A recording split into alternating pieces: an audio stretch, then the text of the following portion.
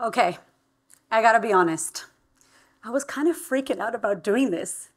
My internal voice just kept saying, who do you think you are to do a TEDx talk? You're not smart enough. You're not good enough. Oh, and you're definitely not gonna be as good as Brene Brown, so why would you even try? And then the thoughts of me tripping over the red rug or forgetting what I was gonna say just came rushing in. The perfectionism, the fear of failure, the fear of success, the imposter syndrome, they all wanted a seat at the table. And I literally thought to myself, what if I just don't go?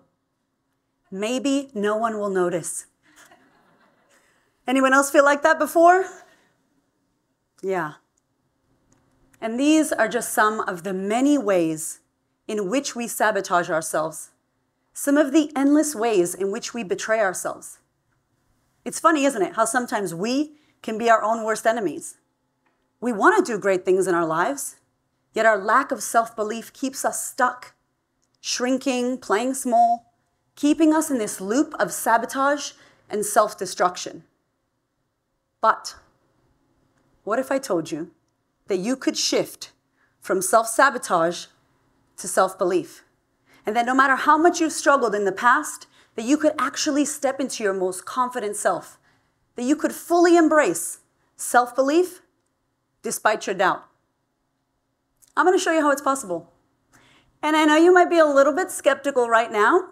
So first, I'm going to tell you a story about a young lady who, maybe like you, struggled with imposter syndrome, had zero self-confidence, and lived a life of lack. When she was 2 years old, her father walked out on her, leaving her to be raised by a single mother who struggled with bipolar disorder and was verbally and physically abusive.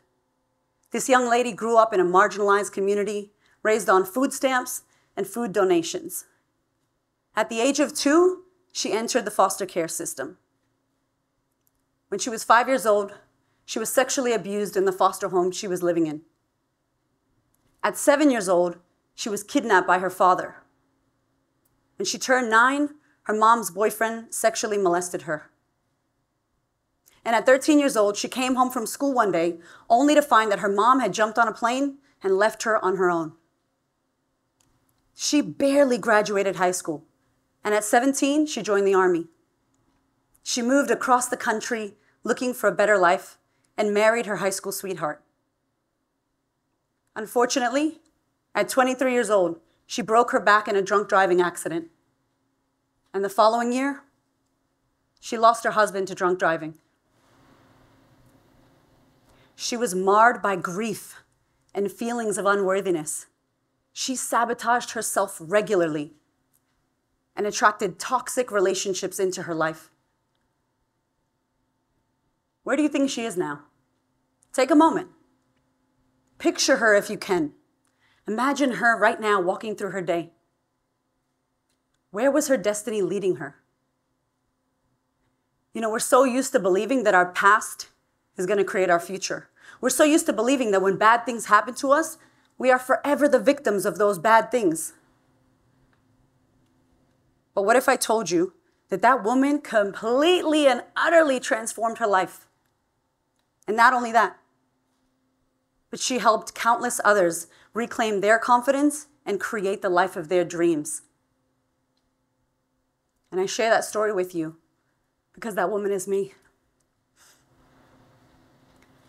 And the one thing that got me to the other side is something that is available to every single one of us.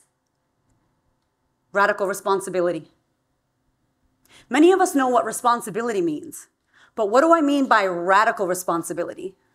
Well, the way I like to define it is by taking extreme ownership of your life despite the circumstances.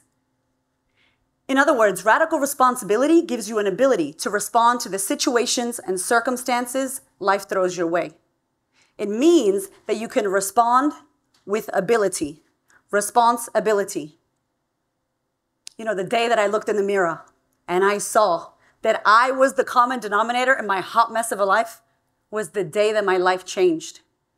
I realized that it was me against me this entire time. and that only I had the power to transform my life. Radical responsibility allowed me to take complete ownership of my life. Notice I didn't say fault. My dad leaving, my sexual abuse, losing my husband, none of that was my fault. Yet it did become my responsibility to deal with. And in your life, if you can find how you can respond with ability, you could take your power back. This is how we step into self-belief. I discovered that there are 4 steps to radical responsibility.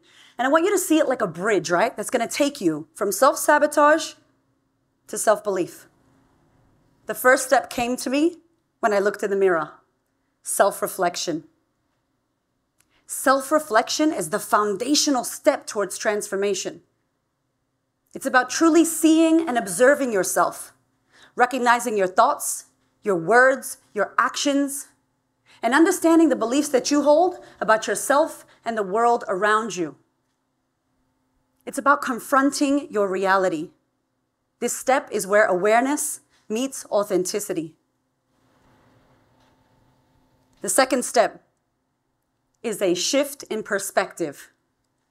This empowers you to truly see yourself as the creator of your reality, actively shaping your life, no longer being shaped by your circumstances. It reframes resilience and allows you to navigate life's setbacks with a sense of purpose and agency. This step is about reassessing your worldview and making sure that your perspective serves your greatest good. As a quote from Wayne Dyer says, "When you change the way you look at things, the things you look at change." When you shift your perspective, you can see greater than your circumstances.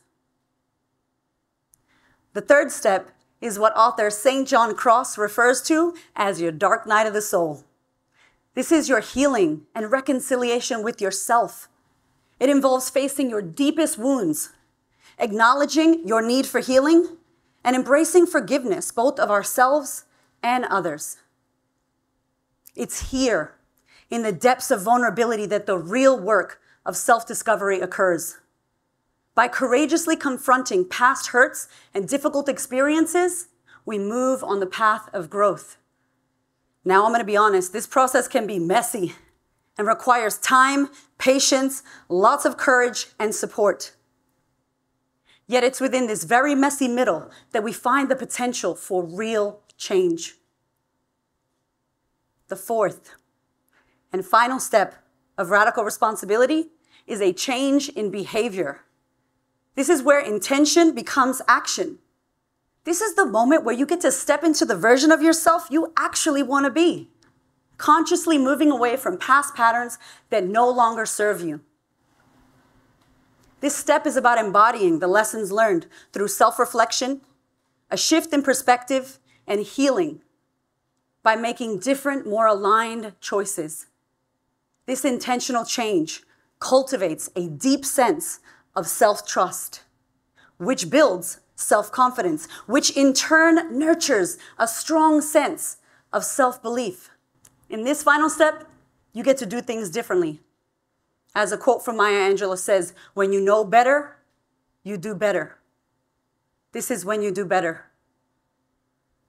Taking these 4 steps of radical responsibility requires courage, and it requires us stepping into the unknown. This process will support you to turn your fear into courage, your lack into liberation, your doubt into determination. Radical responsibility is not about erasing the past, but choosing to see your story through a lens of compassion and understanding. And recognizing that we've all played a part in our limitations is both a humbling and empowering realization. Because at the end of the day, here's what we do know. Self-sabotage doesn't serve anyone. And I got some bad news for you. Sorry. The self-doubt may never leave your side. But as long as you commit to taking radical responsibility, you get to show up scared, moving forward towards what you want.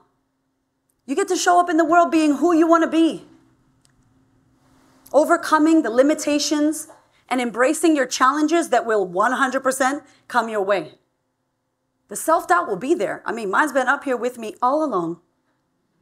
But as long as you commit to taking radical responsibility, you get to show up scared and do it anyway.